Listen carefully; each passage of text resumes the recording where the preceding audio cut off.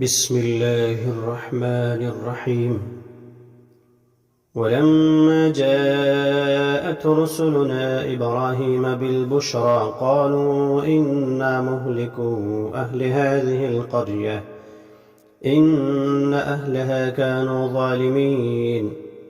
قال إن فيها لوطا قالوا نحن أعلم بمن فيها لننجينه وأهله إلا امرأته كانت من الغابرين.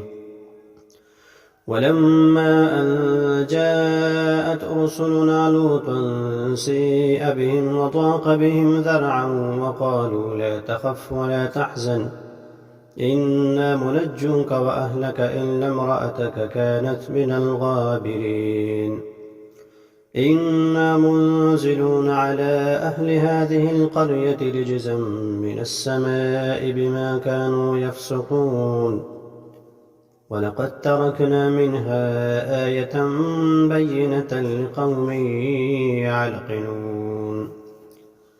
وإلى مدين أخاهم شعيبا فقال يا قوم اعبدوا الله وارجوا اليوم الآخر ولا تعثوا في الأرض مفسدين.